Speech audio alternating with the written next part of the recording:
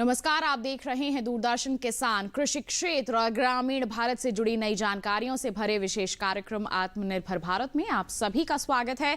मैं हूं आदिति शर्मा। आइए देखते हैं क्या कुछ खास है आज के कार्यक्रम में। जल शुद्धिकरण के काम में आईआईटी खड़गपुर का सराहनीय काम। अब तक 25,000 लोगों तक पहुंचा साफ पानी। मृदा स्वास्थ्य के क्षेत्र में आईसीआर को मिला अंतर्राष्ट्रीय सम्मान। बता दें, थाईलैंड में भारतीय राजदूत ने ग्रहण किया पुरस्कार। जल संरक्षण के लिए सरकार है प्रयासरत। आइए अब देखते हैं खबरें विस्तार से। भारतीय प्रौद्योगिकी संस्थान यानी कि आईआईटी खड़गपुर का तकनीकी उत्कृष्टता केंद्र जल शुद्धिकरण पर लगातार काम कर रहा है और इस केंद्र ने देश के कई राज्यों में स्वच्छ पेयजल आपूर्ति और बाढ़ के पानी के प्रबंधन की दिशा में अच्छा काम किया है। इस केंद्र ने कुशल कम लागत वाली नैनो फिल्ट्रेशन पर आधारित तकनीक विकसित की है, जिससे तेलंगाना और आंध्र प्रदेश में 25,000 लोगों को फायदा हुआ है। आइए देखते हैं इस खबर के बारे में से। भारतीय प्रौद्योगिकी संस्थान खड़गपुर स्थित तकनीकी उत्कृष्टता केंद्र जल शुद्धिकरण पर ध्यान केंद्रित कर रहा है और इसने देश के कई राज्यों में स्वच्छ पेयजल आपूर्ति और बाढ़ के पानी के प्रबंधन की दिशा में अच्छा काम किया है। आईआईटी खड़गपुर स्थित जल शुद्धिकरण तकनीकी उत्कृष्टता केंद्र ने एक कुशल कम लागत वाली नैनो फिल्ट्रेशन आधारित तकनीक विकसित की है, जिसने तेलंगाना और आंध्र प्रदेश में 3 अलग अलग स्थानों पर 25,000 लोगों की स्वच्छ पेयजल तक पहुंच सुनिश्चित की है। पानी भारी धातुओं से मुक्त है, जो स्वास्थ्य के लिए काफी खतरनाक माने जाते हैं। मेम्ब्रेन सेपरेशन लेबोरेटरीज CSIR भारतीय रसायन प्रौद्योगिकी संस्थान ने विज्ञान और प्रौद्योगिकी विभाग जल प्रौद्योगिकी पहल के सहयोग से अत्यधिक compact vertical modular nano filtration membrane system का प्रोटोटाइप विकसित किया है, जो भूजल में मौजूद भारी धातुओं को हटाने का काम करता है। इसकी क्षमता 1 घंटे में 100 से 300 लीटर पानी को साफ करने की है और ये टेक्नोलॉजी हाइड्रोफिलाइज्ड पॉलीएमाइड मेम्ब्रेन प्रणाली पर आधारित है, जो भूजल में मौजूद भारी धातु जैसे आयरन को हटाने में काफी मददगार है। इसमें ऐसे पंप होते हैं जो पानी को पहले प्री फिल्टर असेंबली में बलपूर्वक भेजते हैं, जहां उसमें मौजूद ठोस तत्व, रंग एवं गंध को हटाया जाता है और इसके बाद इसे स्पाइरल वुंड मेम्ब्रेन मॉड्यूल से गुजारा जाता है, जहां भारी धातुओं को हटाया जाता है। इस प्रक्रिया में आयरन, सैनिक और पानी की अधिक कठोरता को समाप्त किया जाता है और अंत में पराबैंगनी प्रकाश की मदद से टैंक अथवा पाइपलाइनों में मौजूद रोगाणुओं को नष्ट किया जाता है। असम के उत्तर गुवाहाटी के एक प्राथमिक स्कूल में बच्चे ऐसा पानी पीते हैं जिसमें अत्यधिक आयरन और COD पाया जाता था तथा इसमें बदबू भी आती थी। लेकिन अब आईआईटी गुवाहाटी ने स्कूल में जल शोधन संयंत्र 300 लीटर प्रति घंटा को स्थापित किया है और लाठिया बागीचा प्राइमरी स्कूल के बच्चों को पानी की पहले की समस्या से छुटकारा मिल गया है। इस संयंत्र को DST के सहयोग से रसायन मुक्त इलेक्ट्रो कोएगुलेशन तकनीक के आधार पर विकसित किया गया है और ये पानी में मौजूद आयरन और आर्सेनिक की मात्रा कम करने, उसमें कुल घुलित सॉल्वेंट, रासायनिक ऑक्सीजन डिमांड, जैविक ऑक्सीजन डिमांड को BIS की निर्धारित सीमा से नीचे लाने में सक्षम है। CSIR IICT की टीम ने एक सरल, सस्ती हैंडपंप संचालित होलो फाइबर अल्ट्रा फिल्ट्रेशन प्रणाली भी विकसित की है, जो चलाने में आसान है तथा हल्की और कम जगह घेरती है। DST की तकनीकी सहयोग से इसे विकसित किया गया है और ये पॉलीइथर सल्फोन होलो फाइबर मेम्ब्रेन पर आधारित है।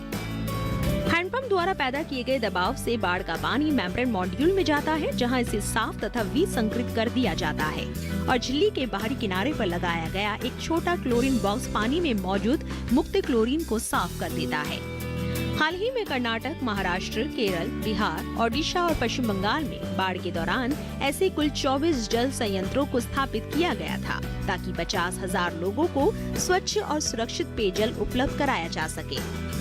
इस केंद्र की ओर से विकसित की गई तकनीकों की मदद से पानी में पाए जाने वाली भारी धातुओं को हटाने और बाढ़ के पानी को पीने योग्य बनाने में मदद मिलेगी, जिससे स्वास्थ्य एवं आपदा प्रबंधन चुनौतियों से निपटने में मदद मिलेगी। अभी कार्यक्रम में वक्त हो चला है एक छोटे से ब्रेक का। आप कहीं मत जाइए, हम जल्द ही हाजिर होंगे। बने रहिए दूरदर्शन किसान पर और देखते रहिए हमारा कार्यक्रम आत्मनिर्भर भारत।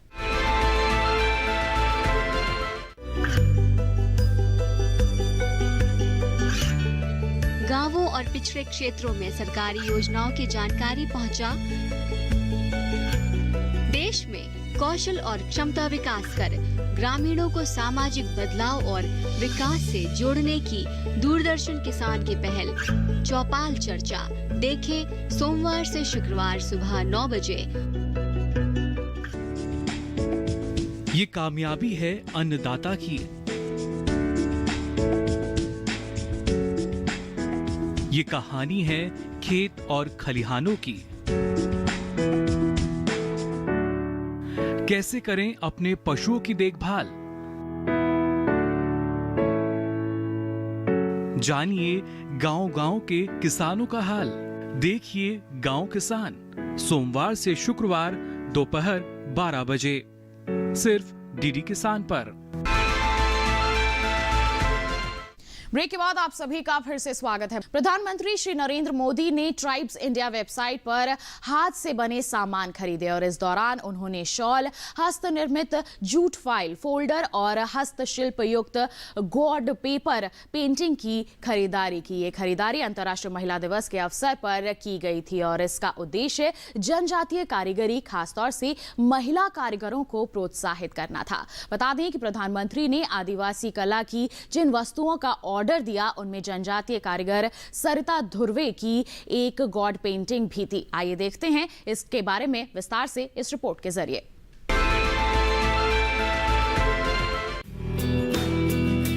अंतर्राष्ट्रीय महिला दिवस के मौके पर महिला कारीगरों द्वारा निर्मित उत्पादों की खरीदारी। प्रधानमंत्री नरेंद्र मोदी ने ट्राइब्स इंडिया वेबसाइट से एक तोड़ा जनजाति के कारीगरों द्वारा हाथ से बुने हुए शॉल, हस्त निर्मित जूट फाइल फोल्डर और हस्तशिल्प युक्त गोंड पेपर पेंटिंग खरीदी। अंतर्राष्ट्रीय महिला दिवस के अवसर पर जनजातीय कारीगरों, विशेष रूप से महिला कारीगरों को बढ़ावा देने के लिए प्रधानमंत्री ने ट्राइब्स इंडिया वेबसाइट से इन उत्पादों की खरीदारी की। उन्होंने आदिवासी कला की जिन वस्तुओं का ऑर्डर दिया उनमें मध्य प्रदेश के समनापुर तहसील के डिंडोरी जिले की जनजातीय कारीगर श्रीमती सरिता धुर्वे द्वारा बनाई गई एक गोंड पेंटिंग है। इस पेंटिंग का निर्माण मिट्टी के रंगों और जीवंत कल्पना के माध्यम से किया गया है, जिसमें कलाकार प्रकृति के निर्माण का चित्रण कर रहा है। गोंड जनजाति कला, जो मध्य प्रदेश में गोंड जनजाति द्वारा प्रचलित है, अपने आसपास के प्राकृतिक परिवेश के साथ मनुष्य के घनिष्ठ संबंधों को दर्शाती है। इस पेंटिंग में पत्ते, पेड़, मछली, पानी है जो दर्शाए गए हैं, जिन्हें बड़ा देव द्वारा सृजित किया गया है। तमिलनाडु में नीलगिरी पहाड़ियों की तोड़ा जनजातियों द्वारा कढ़ाई का उत्तम रूप प्रचलित है। समुदाय 3500 वर्षों से इन पहाड़ियों में निवास कर रहा है। ये केवल 1500 सदस्यों वाला एक छोटा सा समुदाय है जो तोड़ा धर्म और रीति रिवाजों के संदर्भ में अपनी संस्कृति और जातीयता को बनाए रखने में कामयाब रहा है। तोड़स का कपड़ा बिना सिला हुआ एक कपड़ा था, लेकिन पिछली शताब्दी के दौरान इसमें बदलाव हुआ है और ये 2 कपड़ों का एक सेट बन गया है। इसके अधिकांश परिधानों को पायथुकुली कहा जाता है, जो एक लबादा या शॉल होता है। पुरुषों और महिलाओं के लिए एक ही वस्त्र होता है, लेकिन इन्हें पहनने का तरीका अलग होता है। दोनों शैलियों के कपड़ों में शानदार कढ़ाई की जाती है। पायथुकुली उच्च सांस्कृतिक और औपचारिक महत्व रखता है। ये जनजातीय महिलाओं द्वारा विशेष रूप से प्रचलित एक हस्तकला का रूप है। तोड़ा कढ़ाई अब जीआई टैग किया हुआ उत्पाद है और साथ ही dining tableware, bed cover, bag जैसे अन्य उत्पाद भी अब उपलब्ध है। इसमें सफेद कपड़े पर लाल और काले धागे का काम किया जाता है। प्रधानमंत्री द्वारा खरीदी गई तोड़ा शॉल को तोड़ा कारीगर श्रीमती मोनिशा ने तैयार किया है। इसके अलावा प्रधानमंत्री ने मेहरून रंग में हस्त निर्मित जूट फाइल फोल्डर के लिए भी ऑर्डर दिया। पश्चिम बंगाल की संथाल जनजाति के कारीगरों द्वारा निर्मित जूट फोल्डर 24 परगना क्षेत्र में बहुतायत से उपलब्ध मधुरक्षी घास से बना है। घास को विभिन्न रंगों में रंगा जाता है और सूती धागे से बुना जाता है।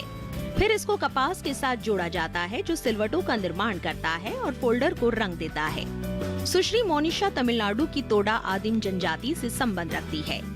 पश्चिम बंगाल के संथाल आदिवासियों के साथ काम करने वाले बाल और समाज कल्याण सोसाइटी और मध्य प्रदेश के गोंड जनजाति की श्रीमती सरिता धुर्वे वास्तव में आज गर्व महसूस कर रही है, क्योंकि इन्होंने आज tribesindia.com पर अपने उत्पादों के खरीदार के रूप में प्रधानमंत्री को पाया है।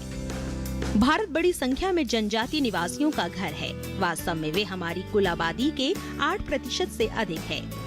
ये बात उन्हें अद्वितीय बनाती है कि आधुनिकीकरण की गति के बावजूद उन्होंने अपने प्राकृतिक सरल तरीके से जीवन जीने की कला को बनाए रखा है।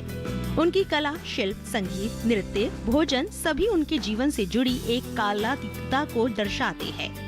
दुर्भाग्यवश इस आबादी को वंचित वर्गों के बीच रखा जाता है, ये देखते हुए कि प्राकृतिक वन उपज या उनकी कला, शिल्प और हस्तशिल्प ही आजीविका के उनके स्रोत है। जनजातीय समुदायों की आजीविका में सुधार लाने के लिए अन्य प्रमुख कार्यक्रमों में से आत्मनिर्भर अभियान के आह्वान को ध्यान में रखते हुए ट्राइफेड में आदिवासी उत्पादकों, वनवासियों और कारीगरों के लिए एक विशेष बाजार है जो MFP, हस्तशिल्प और हथकरघा की ऑनलाइन खरीद की सुविधा प्रदान करता है। ट्राइब्स इंडिया प्लेटफॉर्म आदिवासी हस्तशिल्प और प्राकृतिक जैविक उत्पादों के लिए बेहतर मंच प्रदान करता है और उन्हें सीधे आपके दरवाजे तक लाता है। जनजातीय कारीगरों और उद्यमों को सशक्त बनाने का प्रयास करते हुए विभिन्न प्रकार के प्राकृतिक और स्थायी उत्पादों के साथ ट्राइब्स इंडिया वेबसाइट हमारे आदिवासी भाइयों की सदियों पुरानी परंपराओं की झलक पेश करती है। अंतर्राष्ट्रीय महिला दिवस ट्राइफेड के लिए गर्वपूर्ण विषय है और जनजातीय कारीगरों और महिलाओं की सेवा के साथ साथ वोकल फॉर लोकल के लिए मुखर होने की प्रतिबद्धता है। अभी कार्यक्रम में वक्त हो चला है एक और छोटी सी ब्रेक का। आप कहीं मत जाइए, जल्द ही हाजिर होंगे। आप बने रहिए दूरदर्शन किसान पर।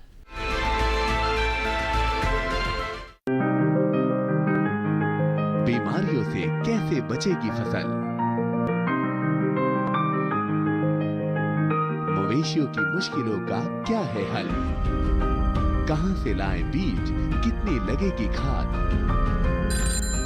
किसानों के हर फोन का विशेषज्ञ देंगे जवाब। देखिए हेलो किसान लाइव सोमवार से शुक्रवार शाम 6 बजे।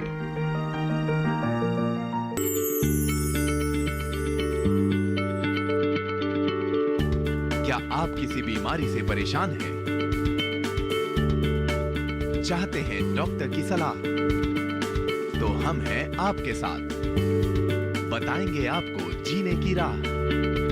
समस्याएं आपकी, समाधान देश के मशहूर विशेषज्ञों के। घर बैठे बात करें देश के जाने माने डॉक्टरों से।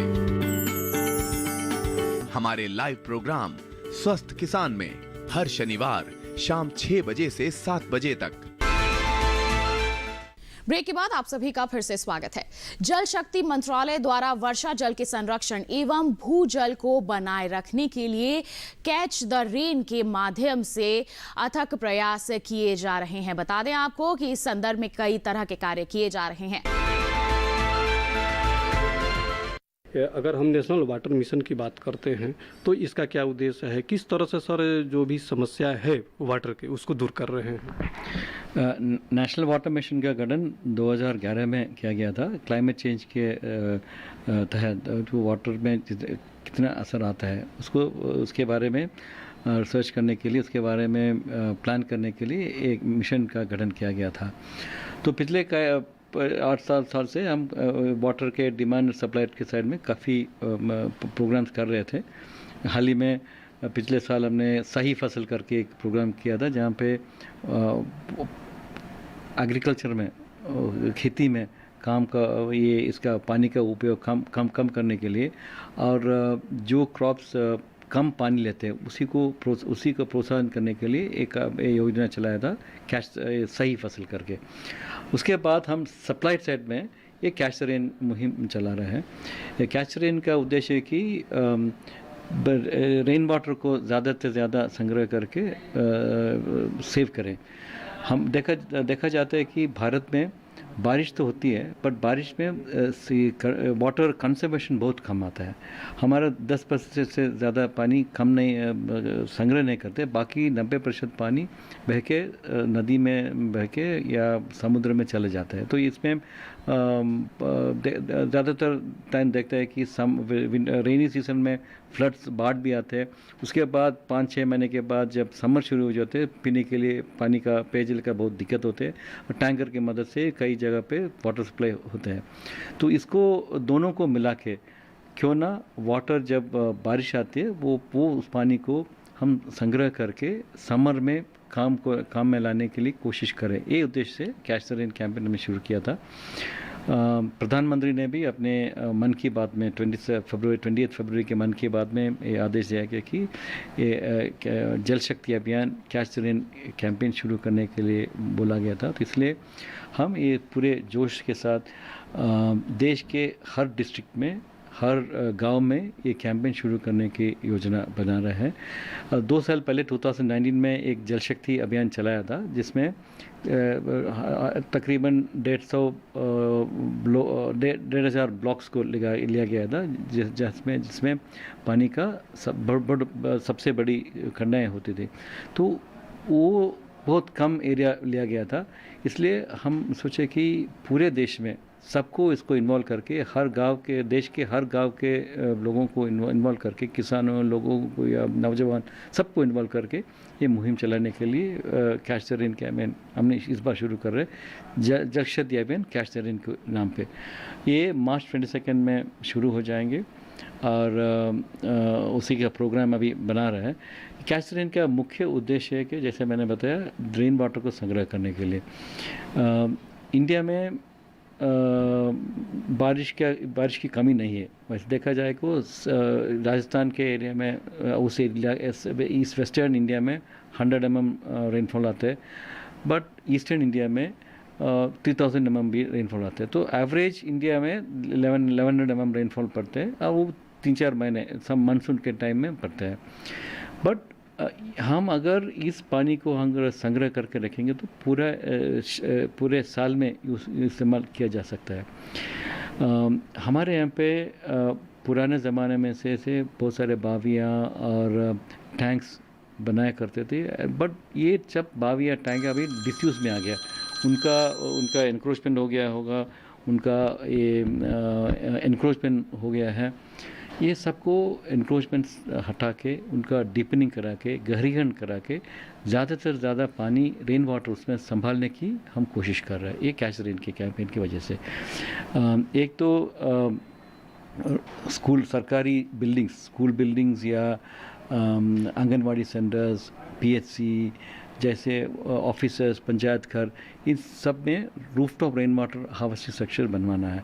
दूसरा, जहाँ जिस टैंक्स सबका गहरीकरण कराना है, उसमें से सिल्ट निकाल के उसका कैपेसिटी बढ़ाना है। तीसरा, ये जो वाटर चैनल्स होते हैं, नाला होता है जिसमें से पानी आता है, उसी को भी एनक्रोचमेंट से मुक्त करा के पानी का फ्लो स्मूथ कराना है। ये काम हम मनरेगा के फंड से करने के लिए डिस्ट्रिक्ट को बताया गया। और जो सरपंच के फंड्स होते हैं, ग्राम सभा में, ग्राम पंचायत में फंड होते हैं, उसी को भी सबको इन्वॉल्व करके ये काम कराने के लिए बोल रहे हैं। तीसरा, ये वाटर वेटलैंड्स होते हैं, जहाँ पे हमारे नदियों के बगल वाला एरिया वेटलैंड्स होते हैं, वहाँ पे बहुत सारा पानी संग्रह कर सकते हैं, बट उसके एनक्रोचमेंट की वजह से, उनको नाश करने की वजह से अभी वो एरिया पानी ज़्यादा स्टोर नहीं होता है। तो उस वेटलैंड रिवाइवल के लिए भी हमने इस कार्यक्रम में बताया गया है। सर, जिस तरह से आप कैच द रेन है और जिस तरह से ग्रामीण क्षेत्रों में हम देखते हैं कि वाटर काफ़ी भूजल नीचे चला गया है, और लेकिन लोगों में सर अवेयरनेस की ज़्यादा आवश्यकता है। और हालांकि लोग तो ये समझते हैं कि वाटर कंजर्वेशन करने की आवश्यकता है, लेकिन एक बड़े पैमाने पर ग्रामीण क्षेत्रों में ये देखा नहीं जाता है कि लोग इसके लिए ज़्यादा जागरूक हैं और इसके लिए कोई कार्य कर रहे हैं। तो आपके जो मंत्रालय है, वाटर नेशनल मिशन है, ये क्या कर रहे हैं? देखो, पुराने ज़माने में पानी का हम बहुत इज्जत करते थे, पूजा करते थे, लेकिन जाते जाते पानी का रिस्पेक्ट ख़त्म हो गया। हम सोच रहे हैं कि पानी मुफ्त में आ रहे हैं, आते रहेंगे। ये हमारे लोगों के में भावना है कि ये पानी आते रहेंगे। ऐसा नहीं है, क्योंकि काफ़ी जगह में पानी का प्रॉब्लम समस्या है, एंड पेय पानी का भी बड़ा समस्या आ रहा है। फिर भी लोगों पे इसमें वो गौरव, पानी के प्रति गौरव अभी तक नहीं है। इसको नज़र रखे हुए हमने एक कैंपेन शुरू किया, कैच द रेन। हमारा मुख्य उद्देश्य है कि वाटर के प्रति वैल्यू, गौरव बढ़ाने की कोशिश करें।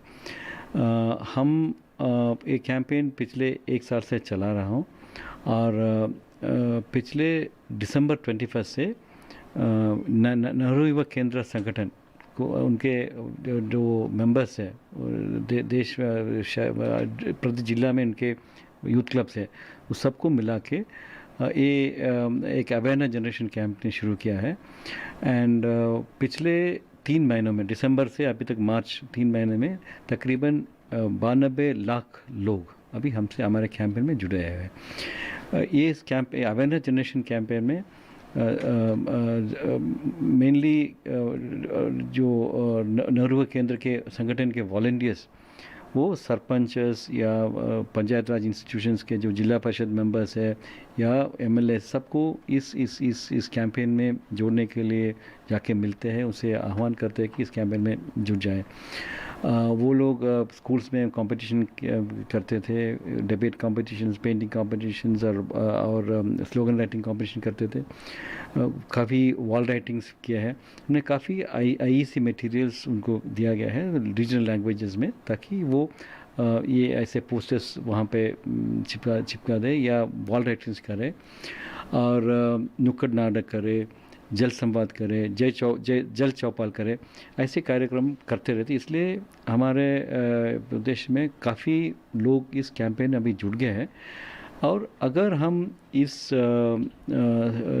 समर टाइम में अप्रैल में जून उसी में इसका नेचुरल बर्तन तैयार करके, जैसे मैंने बताया कुआं को साफ़ करके या टैंक्स की गहरीकरण करके उसका वॉल्यूम बढ़ाने की कोशिश की, तो जब बारिश आएगी तो हमको पानी उसमें भरने के लिए सुविधा मिल जाएगा।